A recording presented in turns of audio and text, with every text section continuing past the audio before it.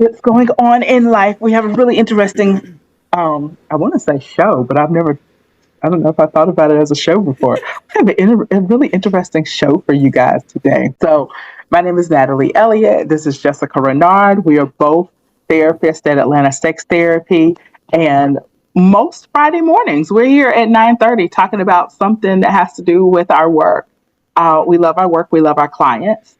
And today, we're going to kind of break down all of the different types of not genres, but kind of job descriptions Well, for yeah. you I think a that, lot of times when people think of sex therapists, they think hmm of potentially one of these other professions that we're going to be hmm talking about. And hmm so we're more delineating what each of these professions are and what their lanes are. professions. That's what they are. Mhm. Got it. All right, Jessica, I'm going to let you take the floor because I am Sure. distracted by my arm. No, you're good. It is so funny. Like, right now, on all of behalf of the people, I'm sorry, I'd like to say to everybody who works with pain or works in a cast or works some type of way where it feels like you're afflicted, my hat goes off to you. It takes a lot of concentration to like work Mhm. with something on my arm. Like Mhm. it feels like it just drains my capacity. Mhm. And when I get really in the work and I'm not paying attention, like I'll start to take it off, like Mhm. just like this is in my way, and then I'm like, oh no, we need that. And so to everybody who has worked with pain, I just want to say my hat is off to you for being able to navigate this world when your body's not 100%. So Yeah. it takes a lot. So, okay, Jessica, I turn it over to you on this fabulous Friday, January 30th of 2026. 1 month down, 11 to go. Yeah, almost. Okay. So yeah, so there we've kind of isolated four different professions Mm-hmm. from what we're talking about. I would love to know if we're not getting that nuanced enough. So if anyone has like, oh, where would this fall, or is this a different profession entirely? Would love to hear that. So we have sex therapists, which is what we are. Yep. What that looks like is we are trained, Mm-hmm. licensed therapists Mm-hmm. that specialize in sexual education. So, in addition to being Mm-hmm. a therapist, which is the primary, and Mm-hmm. then the qualifier is sex, in that we've taken extra education, done extra classes, done extra Yep. training specifically on this topic. So, like, you Yeah. could have an eating disorder therapist, you could have Mm-hmm. a physical therapist. So, like, they're Mm-hmm. doing that, and then I don't know how much of the therapist parts they do. I don't know about that. I don't need to be talking about that. But like it's sex and therapy. So that's part of it. And then what sometimes people think that we are sex workers, which is a profession where either online they are selling pictures of their body or they're interacting with people in a sexual manner, in person interacting with people in a sexual manner, on the phone interacting with people in a sexual manner, in that technically the goal is whatever the client wants the goal to be, Yeah. but it is more all inclusive, touching Mm-hmm. potential genitals, potential Mm-hmm. orgasm, potential other of Mm-hmm. those things happening. And that is only legal in certain states and not in the state of Georgia. Right. So just throwing that out there, what that looks like. And then, because I don't think a lot of people realize that these professions exist, Mm-hmm. cuddle therapists. Mm-hmm. So I have a friend that's a cuddle therapist, and she actually came to the practice a while back and like talked about what it was to be a cuddle therapist and what she does. I think cuddle therapists are super important because in today's day and age, we have a lot of isolation, and cuddle Mm-hmm. therapists do not take off their clothes. It Mm-hmm. is clothed and it is contact. So it's weight, it's heat, it's contact Mm-hmm. for feeling better. Mm-hmm. That is available in Georgia. It is something that is legal, and there are people that are available to do that. Obviously, they have to take assessments and concerns and action to where they're not going to put themselves in danger, Yeah. but they can come to your house. So there are options with that. And then the last one is sexual surrogate. Mm-hmm. And so that is in between sex therapist and sex worker. So Yeah. it is somebody that probably has a more therapeutic training and counseling training where they are a sex worker who also works with clients who may be disabled, who may have some like medical event that has caused Mm-hmm.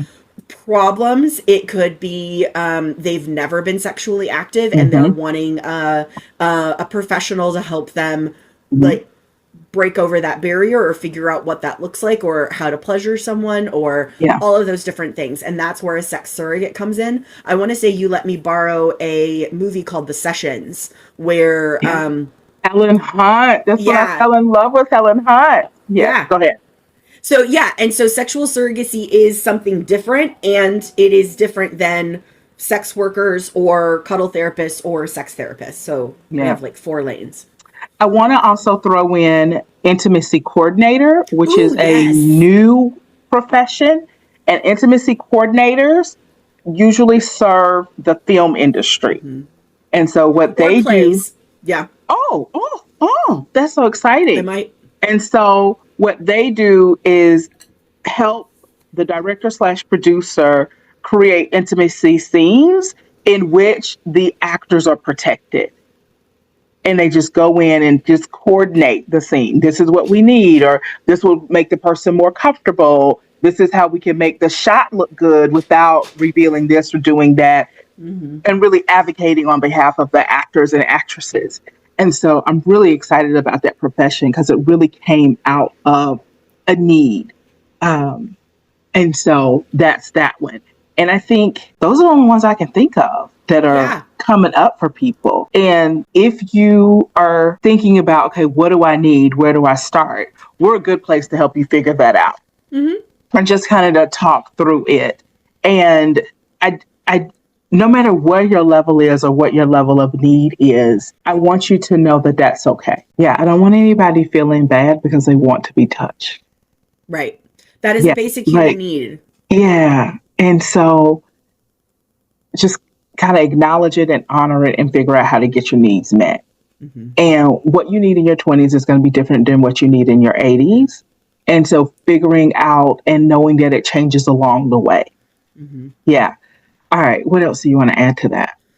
Um, I think just kind of emphasizing the need of humans because I think a lot of people think that because they're adults, they're different than babies, and Mm, there's not as much of a difference as you think there is. So babies, when they're little, if they are mm-hmm, fed and warm enough and have shelter, they can still die if they are not cuddled. It's called failure to thrive.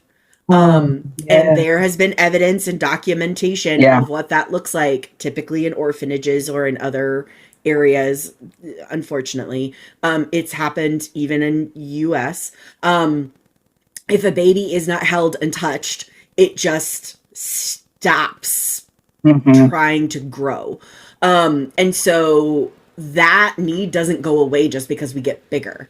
And so, Yeah. like, I think that's a really important thing. Like, it exists, it is factually, scientifically documented as infants. And just because we get bigger doesn't mean that that changed. And I think to a certain extent that this is like that desire is also, and this is branching off just a little bit, Go ahead. of where a lot of men feel intimacy only in sex because they don't necessarily get the cuddling or the Mm-hmm. closeness, hugs with their friends, Mm-hmm. with the same way that women do. That's very good. That's very good. I, I, I don't know what to say next There's a because I fantastic just clip. want Oh, go people. ahead. Yeah. Oh, you go. No, you go ahead. No, I was just saying that I actually shared a clip with Clever Trevor Noah the other day where he was talking about men and their need for sex. And I was going to share it with you in the chat because it was Oh, just really please good do. about like the right to sex and how there are a lot of people that are talking about like that there is a right to sex and it's like, ooh, what does that mean?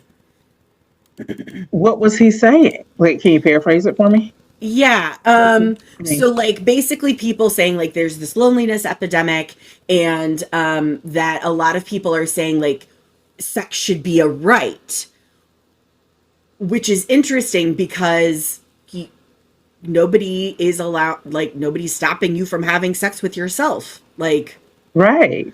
but if you say that sex with another person is a right, now you're then saying that person has no rights and they need to capitulate because your sex is a right, which is problematic. And so he basically just talks So about, like, problematic.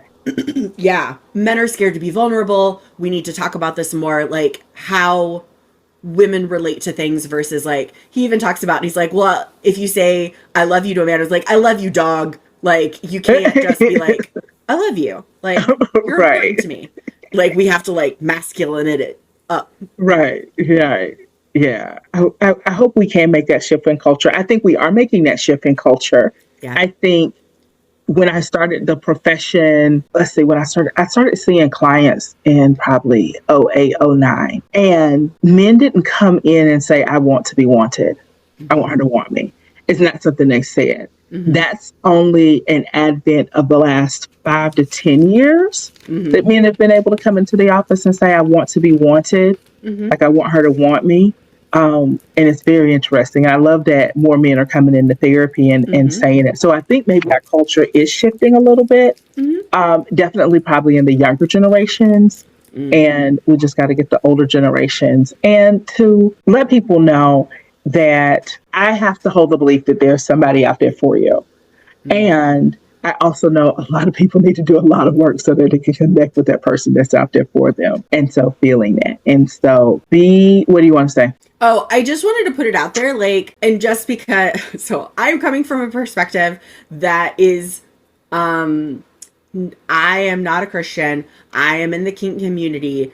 There are ways to get your needs met without being in a relationship. Like, now, I mean, a relationship broadly is any situation that you have with another person. You have a relationship with the person who checks out your groceries. It's brief, it's transactional, but it's still a relationship. Yes. So I say relationship in what we conceive of as the Storybrooke, like, happy ever after relationships. You can build a relationship with people who are just wanting specific sexual acts.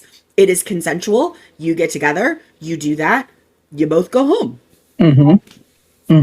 I have nothing more to add. My words are gone today. That's okay. I think it's one of those things that it's like, it depends on what you're looking for. It depends on how you're willing to ask for it. And I think a lot of people get tripped up in, I want it in this exact way and nothing less will do. Yeah. And I think people will somehow say, like, well, I guess that's just not my plight in life, or I guess I'm just not good enough for that, or I'm not worthy enough for that. And I really want to beg you not to do that. I really want you to get to I'm a functional adult. I can make my life be what I need it to be. Like, I can figure it out. I can learn. I can grow. I can find my people. Like, I love saying that. Like, go find your people. And so they're out there. I promise. We had a client. I didn't have a client. One of my supervisors had a client who is into, I think it's called voyeur, not voyeurism, voy, like VORE, beret or something. Anyway, and it's like the like eating of people. And so we looked it up. It was like, there's a tribe for this. Like, we don't know what they do or how they do it, but there's a tribe for this. And so I really want people to feel empowered to go figure out, okay, how do I make this work in my life? Like, what are the possibilities? What are other people doing who have the similar interests? Like, I promise you, you are not the only one in your tribe is out there. Like, they are. And so just finding those people. And it's going to take a little work, just a little work though. Like, start to go. I think it'll be one of those things, like most things in life, right? You're not going to see the end, but if you start the path, you'll see the next step, and you'll see the next step, and you'll see the next step. Yeah. And if again you can't figure out what the next step is, then come call us. Like, call us, come talk to us, and we'll help you figure out the next step, and we'll assure you that there's a tribe out there for you and figuring it out. And so I believe you can make this life work for you. Absolutely. There's another, what you were talking about also made me think of another content creator. And I do this a lot of times in my sessions. I'm like, we're going to watch this video real quick. It's 3 minutes. And then we'll watch it and we're like, okay, what did that bring up? What did you think about? This is a Mm-hmm. good content creator for you to like, I call it like microdosing therapy of like, Oh, this I is love helpful. it. I like Yes. their messages. I feel like, now granted, I haven't watched every single video for every single content Right, creator right. but I'll like, Because, if it says wildly out of pocket crap, I'm not responsible for that. But like, the majority of what I've seen is good. Jimmy on relationships. This one is like a minute. And it's uh-huh. based on the consent T video. Are you familiar with the consent T Yes. video? So, Yes. what he does in this little clip is talking about the experience behind I want to consent and these are the feelings that I have around this. And Mm. in the clip he plays both the boy and the girl, so he wears a wig, which is kind of hilarious. And she's like, I don't want you to feel like I have all the tea, that we only drink tea when I want to. So tea is a euphemism for Mm. sex. And he's Yes. like, yeah, it does kind of feel like that. Like, it does kind of feel like you own the tea. And so I think sometimes, especially in this climate, we have these people that are like, women are owning the sex. And it's like, no, women like sex Yeah. largely on the same scale that men do. Mm-hmm. And can be sexually frustrated. And like, I've worked with several clients where the woman in the relationship has a higher desire Higher sex level drive. Mm-hmm. and the man is just like, nah, I'm good. And there's nothing wrong with either of them. Right. It's being able to understand sometimes it doesn't match up, and that's for anybody. Yeah, definitely so. And I think going into that and hopefully not taking it too far from wherever we started is it's simple negotiation. And so it's a couple, God bless you. Um, it's a simple negotiation and it's a couple skill. And Mm-hmm. so I think I would say the statistics are about 30% of the relationships, the female's the higher sex person, the higher sexual desire Mm-hmm. person. And I would also like to say, you guys, this could change throughout the lifespan. And Mm-hmm. so I really want you guys to develop the skill of how do we meet in the middle, no matter who's on top and who's on bottom. How do we constantly, consistently meet in the middle? You know, how do we compromise? What does that look like? And constantly, and learning the skill of being able to talk about it. Well, this is where Mm-hmm. I am, and this is what's going on with me. And Uh-huh. also really expanding the sexual menu so that there are more options and we know, okay, well, I'm feeling this, so I really need this. Is that a possibility? And doing that, sex can do so much for an individual and for a relationship, but really getting clear about what does what when and Mm-hmm. how, I think is really helpful to couples. And so I really want them to develop their sexual menu, develop their language around sex so they can talk to each other and really get to a place where they really are able to have these conversations like they have finance conversations, like they have, grocery store conversations, and it be a regular conversation. Yeah. Um, because my brain is in social media apparently today. That makes me think of another video where Brene Brown is talking about her 50-50 perspective with her husband, where when they Yeah. come in and it's like, I got 20 and it's like, okay, I got your 80, like, and it's 100%, but it's not ever, Yeah. rarely is it 50-50. And I think that idea can absolutely extend to the bedroom of, hey, Mm-hmm. I've got 70, do you have at least 30? And I can Mm-hmm. get us there. And it's like, oh yeah, I can put in 30. Like Mm-hmm. like I can do that. Or maybe I have 65 and it's just gonna be a really good night tonight. Mm-hmm. Um, but it's being able to meet your partner where they're at. Like if they're really Mm-hmm. exhausted, I'm like, I can put in 20 if 20 feels good. But some people are like, if it's not 100, I Yeah. don't want it. And it's Right. like, they're offering you 20 because that's what they have and they love you and they want to Mm-hmm. connect with you. And Mm-hmm. this is all they have right now. And sometimes Mm-hmm. we kind of poo poo that, or like, if it's not 100, I'm not interested. And it's like, I understand how you wouldn't want to do that all the time, but like sometimes maybe we need to Take take it. the 20. Yeah. It's almost like sometimes people don't understand the reality of life. Like the reality of life working, I'm going to say typical two adults working in a household with children and parents and extracurricular activities, whether they're yours, your kids, or just family Yeah. drama extracurricular activities. It takes a lot to show up in the bedroom at 9 o'clock at night with 100% energy. My Like God. Yeah. who can do that? Like I was on the couch last night at like 8:30. Like I don't know if I'm gonna make it to 9. Like Yeah. I can't go to bed now. I'll wake up at 2 o'clock in the morning, but I don't know if I'm gonna make it. Well, And and it's so, so frustrating because I think that a lot of people don't take those other contexts into account. And so as mhm. soon as they're met with only 20, they're like, it's me, isn't it? You don't want to be with me. Yeah, Like, you don't like my body. And it's like, dude, no. right, I just spent 30 minutes running around and 12 right, hours on a cold bleacher and like in an auditorium with like a million kids and like trying to right. make dinner and then there's dish. No. And then traffic, and you Yeah. dodge two car accidents in traffic. Like you're fried when you get home. Oh, yeah. Like it's just There's a not. lot. It's so much, and so be passionate with compassionate with each other and Hmm. patient and kind and understanding and figure out I want to say figure out your shit, but I got that out of a book. But what I really want to say as a therapist is I feel like it may be, I don't have the research around this, so I'll say for some people Hmm. I have noticed that like their default is to say it must be me. Hmm. And if you are one of those people, I'm going to strongly encourage you to work on that. So that's not the default.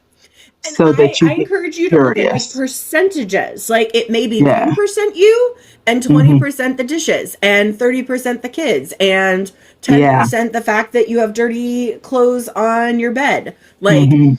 there's a holistic thing here Hmm. that you are a part of, but you are not the whole monolith. Yeah. Yeah. So, okay. All right. What else should we tell the people today, Jessica? Hmm. Just kind of going back to what we were talking about with like cuddle therapists, sex workers, sex surrogacy, intimacy coordinators, and Hmm. sex therapists. Hmm. There are a lot of different people and a lot of different needs being met through various professions, and Hmm. all of these are professions. It Hmm. is work. And being aware of what that means and what that is, what you're needing out of these professionals, Hmm. what how to respect these professionals. Like I think a lot of times whenever we get into the realm of sex, it's like, oh, tell me saucy, and it's like confidentiality. No. Right. No. Right. You just said something about like how to treat these professionals. I would love all of you guys. I actually see all of these professions as healers. Like I strongly put them into the healing category. And so I would love for you guys to treat them with the reverence of healers. Hmm. And to me, in the other professions as well, but so specifically sex therapists, I think we get to help people with their most private pains. Hmm. And so I remember one of my first sex therapist mentor supervisor lady, mentor. She was never a supervisor. I remember her saying sex therapy isn't sexy. And I was like, Mm. what do you mean? And then I remember getting into it. And it's just like the people who are swinging from the chandeliers aren't coming to see us. No. They're happy. They're fine. Yeah, they're pretty good. They're living their best life. Yeah. It's the people who are having problems. And so I think if I want to end on anything, I want to end on if you are one of those people who's having problems, that you can't figure it out, that you don't know why it's not working for you like it seems to be working for everybody else, please know that we're here to understand that. Like we understand it and we're here to help Mm-hmm. you figure it out. And so I don't think I have the video on the website anymore, but for a long time I had a video that said like, hey, I'm one of them people who had to like go to school and get a master's degree and then become a sex therapist to figure it out. Like Yeah. I had to start like teaching people to figure it out. And Mm-hmm. so I just say that to say like there is no judgment here. Mm-mm. It does seem like there's a for me, definitely. Like there was a class that everybody else went to that I did not get access to. Like didn't know what was Mm-hmm. going on, didn't know it existed. I was just operating without this information. And it's so funny how life can do that to you. And so if sex is that area for you, then we're here for it. Yeah, Yeah. absolutely. Yeah. I think just kind of there was another, it's not necessarily another profession, but people that don't think about like as professionals, like porn workers. So like Yeah. people who are performing in pornography. And Mm-hmm. I recently, again, social media, Sizer is one of the content creators that I follow, and I really like a lot of his work. And he went to the awards ceremony for sex workers, and they have several Oh. like awards ceremonies to acknowledge the work that they do. Mm-hmm. And he talked about the difference between sexualization and objectification. And I hadn't had that nuance explained to me until I saw his video and was like, oh, I have been doing it wrong. That's really helpful because no one should be objectified. Because Gotcha. objectification means I am treating you like an object. We do, so like they were talking about the sex workers, they are consenting to sexualization, not objectification. Wow. That is And I was like, nuanced. whoa, this is important. What's this person's name? I want to see that. Cyzor, Cyzor. I'll see if I can find his video and also Put it in the link to that chat. real quick. Okay, cool. All right. And that's it. Yeah. I will try my best. Everything that we talked about today, I'll try my best to remember to tell my social media girl who puts her videos up on YouTube to go into the chat and put that in the video notes. I'm going to try my best to do that. So, Okay. okay. All right. Thank you, Jessica. I appreciate you taking time out of your life to come talk to me and fill in the words that I didn't have today. Yes, absolutely. I'm All happy right. to be able to participate. Yeah. All right. See you next time. All right. Bye. Bye.